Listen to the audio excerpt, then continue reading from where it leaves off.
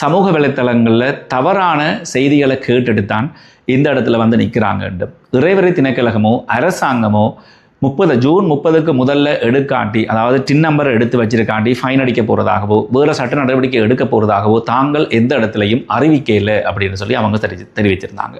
இந்த நீண்ட வரிசை இல்லாத பட்சத்தில் வீடுகளில் இருந்து இணையதளங்களில் ஆன்லைனுக்களால் எடுக்கக்கூடியவர்கிறாங்க என்றதுக்கு பிறகு தான் அந்த இடத்துல போய் அந்த காணொலியை வந்து நான் பதிவு செய்ய வேண்டி வந்தது.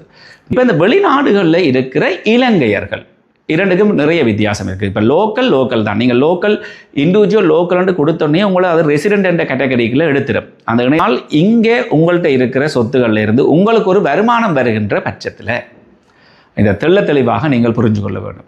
இங்கே உங்களுக்கு ஒரு வேன் ஓடுது, அந்த வேன்லேருந்து வருமானம் வருது என்று சொன்னால் உங்களுக்கு டின் இலக்கம் தேவைப்பட.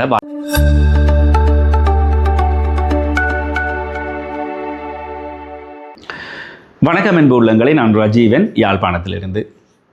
ஏற்கனவே என்னுடைய யூடியூப் தளத்தில் 2 காணொலிகள் பதிவேற்றியிருந்தேன். நான் ஃபேஸ்புக்லேயும் அது வந்திருந்தது. எப்படி என்று சொன்னால் டின் நம்பர் எடுக்கிறது சம்பந்தப்பட்ட காணொலி ஒரு அறிமுக காணொலியாக பதிவேற்றி இருந்தேன். அதுக்கு பிறகு நேற்றைய தினம் யாழ்ப்பாணத்தில் இருக்கிற கேகேஎஸ் வீதியில் இருக்கிற இறைவரி திணைக்களகத்தில் மக்கள் எவ்வாறு அந்த வரிசையில் நின்று அந்த டின் நம்பரை பெற்றுக்கொள்கிறாங்க என்று சொல்லியும் ஒரு காணொலி பதிவேற்றி இருந்தேன். என்னுடைய முதலாவது காணொலிக்கும் 2வது காணொலிக்கும் நிறைய பேர் வந்து கமெண்ட்ஸ் வாயிலாக நிறைய கேள்விகளை கேட்டிருந்தீங்க. 2வது காணொலி பதிவேற்றம் செய்கின்ற பொழுது கூட எனக்கு போதிய அளவு தகவல்கள் கிடைக்கப்பெறையில்லை.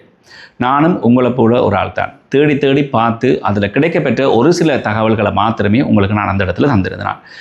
இந்த இடத்துல உங்களுடைய சந்தேகங்களை தீர்க்கிற ஒரு காணொலியாக இந்த காணொலி அமைய இருக்கிறது. இதுக்கு பிறகு இந்த டின் நம்பர் சம்பந்தப்பட்ட இந்த வரி கட்டுறது சம்பந்தப்பட்ட காணொலி தேவைப்படாதுன்னு சொல்லி நான் நினைக்கிறேன்.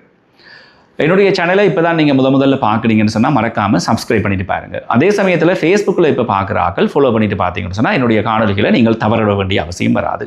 தொடர்ந்து காணொலியை பார்க்கலாம். இப்போ என்னுடைய முதலாவது காணொலி ஒரு அறிமுக காணொலியாக தான் இருந்தது. இலங்கையில் ஏன் டேக்ஸ் கட்ட வேணும், யாரெல்லாம் கட்ட வேணும், டேக்ஸ் நம்பர் எடுக்கிற பட்சத்தில் என்ன செய்ய வேணும், இந்த இலங்கையில் வந்து எவ்வாறாக இந்த டேக்ஸ் வரி வசூலிப்பு இருக்க போகிறது, என்னென்ன விடயங்களுக்கு வரி இலக்கம் தேவைப்படலாம் என்று தான் நான் அந்த இடத்துல சொல்லியிருந்தேன். நான் இப்படித்தான் தேவை என்று நான் சொல்லலை. அறிமுக காணொலி நிறைய தகவல் இருக்குது. தொடர்ந்து வர்ற காணொலியில் தாரணம் என்று கூட அந்த இடத்துல சொல்லியிருந்தேன்.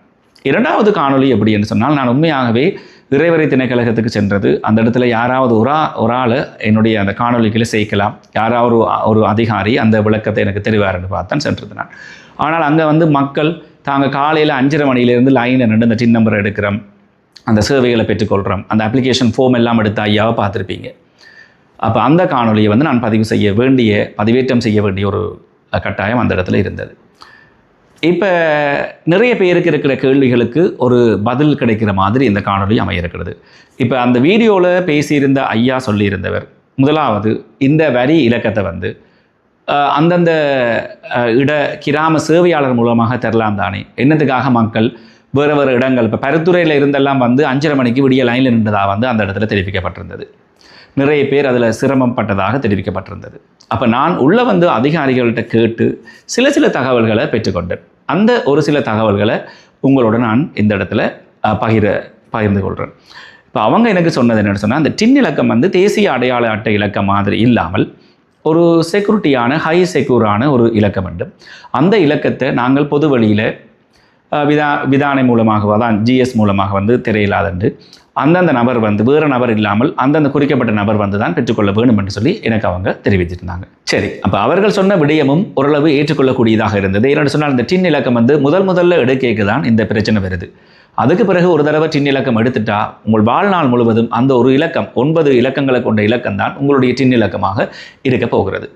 அப்போ எதற்காக இந்த லைன், எதற்காக மக்கள் இந்த வரிசையில் நின்று அவதிப்படுறாங்க அப்படின்னு சொல்லி கேட்டால், அவர்கள் எனக்கு சொன்ன பதில் ஆச்சரியமாக இருந்தது, அதிர்ச்சியாகவும் இருந்தது.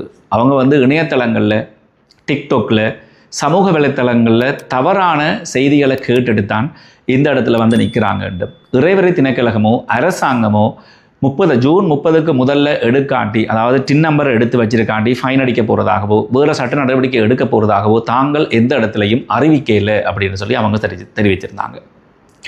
அப்போ மக்கள், இப்போ அதிகாரி சொல்லியிருந்தார் எப்படின்னு சொன்னால், 2022, 2023 அரசாங்கம் அறிவிச்சிட்டது நீங்கள் டின் நம்பர் எடுக்கணும் என்று சொல்லி. யாரெல்லாம் எடுக்க இல்லையோ, யாரெல்லாம் இப்போ அடுத்த வாகனங்கள் அடுத்து வருகின்ற ஒரு வாரத்தில் இந்த வாகனங்களை கைமாற்ற இருக்கிறார்கள், காணி வாங்க இருக்கிறார்கள், விற்க இருக்கிறார்கள், பேங்க் அக்கௌண்ட் திறக்க இருக்கிறார்கள், தங்களுக்கு டின் நம்பர் தேவை என்று நிற்கிறார்கள் தான் அந்த இடத்துல லைனில் நிற்கிறதாகவும் உடனடியாக எடுக்கிறதுக்கு முண்டியடிக்கிறதாகவும் அவர் தெரிவித்திருந்தார். இப்போ இதில் வயது முதிர்ந்தவர்கள் ஒரு சிலர் சிரமப்பட்டு எடுக்கக்கூடியதாக இருக்கிறது. அதையும் அந்த காணொலியில் பார்த்துருந்தீங்க. இப்போ அவர்களுக்கு இவர் சொன்ன பதில் எப்படி என்று சொன்னால், இந்த நீண்ட வரிசை இல்லாத பட்சத்தில் வீடுகளில் இருந்து இணையதளங்களில் ஆன்லைனுக்களால் எடுக்கக்கூடியவர்கள் வீடுகளில் இருந்து எடுக்கிற பட்சத்தில் இந்த இவ்வளவு பெரிய வரிசை இருக்க தேவையில்லை என்று அவர் தெரிவிச்சிருந்தார். அதே சமயத்தில் அடுத்த ஒரு மிக முக்கியமான விஷயம், இப்போ இந்த யாருக்கெல்லாம் நேர வந்து எடுக்க வேணும் என்று கட்டாயம் இருக்குன்னு சொன்னால், அந்த ஏற்கனவே ரிஜிஸ்டர் ஆகியிருந்தும் அவர்களுக்கு அந்த சான்றிதழ் அந்த டின் நம்பர் கிடைக்கவில்லை என்று சொல்கிற ஆக்கள் நேரடியாக வர்ற பட்சத்தில் தேசிய அடையாள அட்டையை கொடுத்து அந்த டின் நம்பருடைய மூலப்பிரதியை பெற்றுக்கொள்ளலாம் என்று அவர் தெரிவிச்சிருந்தார். இப்போ சில நடைமுறை சிக்கல்கள் இருக்கிறது. நானும் என்னுடைய முதல் காணொளி 2வது காணொலியில் சொல்லியிருந்தேன், நான் அந்த ஜூன் 30க்கு முதல்ல எடுக்கோ என்று சொல்லி தவறான தகவல் அந்த இடத்துல நான் தந்திருந்தேன். அதுக்கு நான் வருந்துறேன். நானும் வந்து எப்படி என்று சொன்னால், இப்போ மக்கள் லைனில் நிற்கிறாங்க என்றதுக்கு பிறகு தான் அந்த இடத்துல போய் அந்த காணொலியை வந்து நான் பதிவு செய்ய வேண்டி வந்தது. நான் காணொலி பதிவேற்ற முதல்லையே ஆக்கள் லைனில் நிற்க வலிக்கிட்டாங்க. சரி, இப்போ அடுத்தது மீண்டும் இந்த ஒரு விடயத்தை பேசி போட்டு இந்த காணொலியை நான் முடிக்க இருக்கிறேன். யாரெல்லாம் இந்த டின் இலக்கத்தை எடுத்து வச்சிருக்க வேணும் என்று சொன்னால், அந்த இணையதளத்தில் 3 மொழிகள்லையும் இருக்குது. தமிழ், ஆங்கிலம், சிங்களத்தில் நீங்கள் பார்க்கலாம். இப்போ இந்த இண்டிவிஜுவல் லோக்கல் என்று சொல்லி நீங்கள் போகிற பட்ச இடத்துல இலங்கையில் இருக்கிற ஆக்கள், இப்போ தற்சமயம் இலங்கையில் வாழ்ந்து கொண்டிருக்கிற ஆக்கள், இலங்கை கடவுச்சீட்டாக இருக்கலாம், அல்லது வெளிநாட்டவர்கள் இங்கே டுவல் சிட்டிசன் எடுத்து இங்கே வாழ்ந்து கொண்டு இருக்கிற ஆக்கள் இந்த டின் நம்பரை உள்ளூர் வாசிகளைப் போல் நீங்கள் பதிஞ்சு எடுத்து வச்சிருக்க வேண்டும். அதனால தான் உங்களுக்கு வந்து நிரந்தர முகவரி ஏதாவது ஒரு முகவரியும் உங்களுடைய தற்காலிக அல்லது பதிவிட முகவரியாக இருக்க போகிறது. அதற்கும் தொலைபேசி இலக்கமும் உங்களுடைய மின்னஞ்சல் முகவரியும் தேவைப்பட போகுது. இப்போ இந்த வெளிநாடுகளில் இருக்கிற இலங்கையர்கள் இரண்டுக்கும் நிறைய வித்தியாசம் இருக்குது. இப்போ லோக்கல் தான். நீங்கள் லோக்கல் இண்டிவிஜுவல் லோக்கல்னு கொடுத்தோடனே உங்களை அது ரெசிடென்ட் என்ற கேட்டகரிக்குள்ளே எடுத்துடும். அந்த இணையதளத்தில் வடிவாக போய் உள்ளே பார்த்தீங்கன்னு சொன்னால் அந்த ஃபார்மில் காட்டுது ரெசிடென்ட் ஆட்டோமேட்டிக்காகவே அது டிக் ஆயிடும். அதுக்கு பிறகு நீங்கள் டுவல் சிட்டிசன் கொடுக்கலாம், எந்த நாடு கொடுக்கலாம்.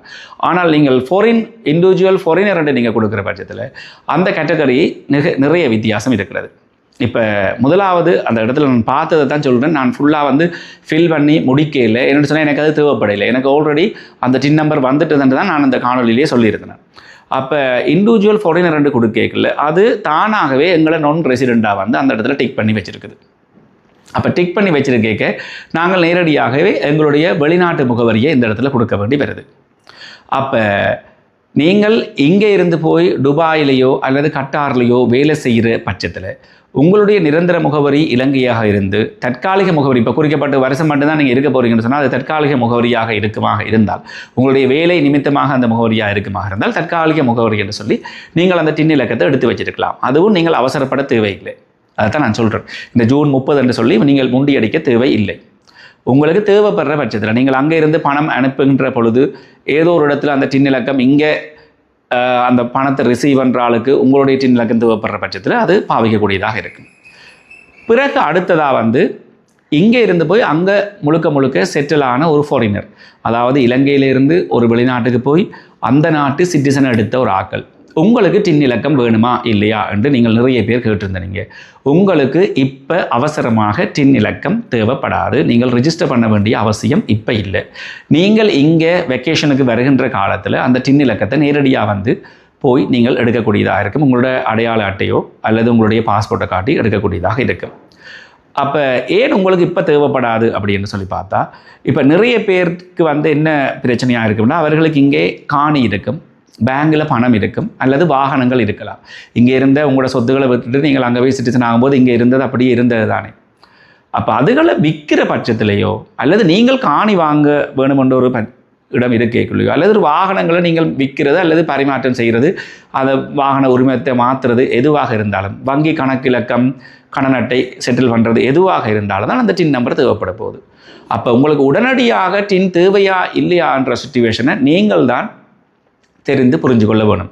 உங்களுக்கு இப்போ அடுத்து வருகின்ற ஒரு மாதத்துக்குள்ளேயோ ஒரு வாரத்துக்குள்ளேயோ உங்களுக்கு டின் நம்பர் தேவைப்படுற மாதிரி ஏதோ ஒரு டிரான்சாக்ஷன் நடக்க போகுதுன்னு சொன்னால் டின்னை இப்போ எடுத்து வச்சுக்கொள்ளுங்க. அப்படி இல்லை என்று சொன்னால் நீங்கள் வருகின்ற பொழுது நீங்கள் அந்த டின் இலக்கத்தை எடுக்கக்கூடியதாக இருக்கும். இப்போ சுவிஸில் இருந்து என்னுடைய அந்த காணொலியில் நான் உதாரணமாக சொன்னது சுவிஸில் இருந்து ஒரு அண்ணா கேட்டிருந்தார், நீங்கள் சொன்ன மாதிரியே என்னட்ட சொத்துகள் பணங்கள் இருக்கிறது, நீங்கள் அதுக்குரிய பதிலை சொல்லவில்லை என்று சொல்லி. உங்கள்ட்ட சொத்துகள் பணங்கள் இருந்தால் நீங்கள் உடனடியாக எடுக்க வேணும் என்ற அவசியம் இல்லை. அதைத்தான் நான் திருப்பியும் சொல்கிறேன். நீங்கள் இங்கே வருகின்ற பொழுது எடுக்கலாம். ஆனால் இங்கே உங்கள்கிட்ட இருக்கிற சொத்துக்களில் இருந்து உங்களுக்கு ஒரு வருமானம் வருகின்ற பட்சத்தில் இதை தெளிவாக நீங்கள் புரிஞ்சு கொள்ள வேண்டும். இங்கே உங்களுக்கு ஒரு வேன் ஓடுது, அந்த வேன்லேருந்து வருமானம் வருது என்று சொன்னால் உங்களுக்கு டின் இலக்கம் தேவைப்பட வாய்ப்புகள் இருக்கிறது. அதை நீங்கள் தான் தேவையா இல்லையான்றதை புரிஞ்சு கொள்ளணும். இங்கே உங்களுக்கு ஒரு ப்ராப்பர்ட்டி இருக்கிறது, ஒரு சொத்து இருக்கிறது, ஒரு வீடு இருக்கிறது, வீட்டில் இருந்து வருமானம் வருதாக இருந்தால் அந்த வீட்டில் வசிக்கிறவர் தனக்கு செலவாக உங்களுக்கு தர்ற வாடகையை காட்ட இருக்கிறார். அப்போ வருமானம் எடுக்கிற நீங்கள் டின் நம்பர் வச்சிருக்க வேண்டும். அதைத்தான் நான் முதல்லையே சொல்லியிருந்தேன். யாருக்கு தேவையோ அவர்கள் டின் நம்பர் எடுத்து வச்சுக்கொள்ளலாம். உங்களுக்கு இங்கே ஒரு வெறும் காணி தான் இருக்குது, யாருமே இல்லை, அல்லது உறவினரை வச்சு அதை துப்புரவாக்கி கொண்டு இருக்கிறீங்க பார்க்குறீங்கன்னு சொன்னால் உடனடியாக நீங்கள் டின் நம்பர் எடுக்க தேவையில்லை. அந்த காணியை விற்கிற பட்சத்தில் நீங்கள் டின் இலக்கத்தை எடுக்க வேணும், டின் இலக்கம் வேணும் என்று சொல்லித்தான் அரசாங்கம் சொல்லியிருக்கே தவிர உடனடியாக எடுங்க ஒன்று இல்லை. ஆனால் வெளிநாட்டில் இருக்கிற ஒருவருக்கு இங்கே வருமான புழக்கங்கள் இருக்கிறது, பேங்கில் டீலிங் இருக்கிறது, நாளாந்தம் ஏதோ ஒரு தேவைக்கு உங்களுக்கு டின் இலக்கம் தேவைன்னு சொன்னால் நீங்கள் எடுக்கக்கூடியதாக இருக்கும். இப்போ இந்த டின் இலக்கம் எடுக்க வேணுமா, எடுக்க தேவையில்லையா, 30ஆம் தேதிக்கு முன்னுக்கு எடுக்கிறதா இல்லையா என்ற கேள்விக்கு பதில் சொல்கிறதா இருந்தால் 30ஆம் தேதிக்கு முன்னுக்கு இப்படி முண்டி அடித்து கொண்டு எடுக்கணுமென்ற அவசியம் இல்லை. ஆனால் நிச்சயமாக டின் இலக்கம் எடுத்து வச்சிருக்க வேணும் என்று தான் அரசாங்கம் சொல்லியிருக்குது. இப்போ சமூக வலைத்தளங்களில் சிலர் பரப்புகிற பொய்யான தகவல், முற்றுமுழுதாக அறிந்து தெரியாமல் பரப்புகிற தகவல்கள் மூலமாக நாங்கள் ஒரு தெளிவில்லாத நிலைக்கு போகாமல் மறுபடியும் உங்களை ஒரு புதிய காணொலியில் சந்திக்கிறேன். நன்றி.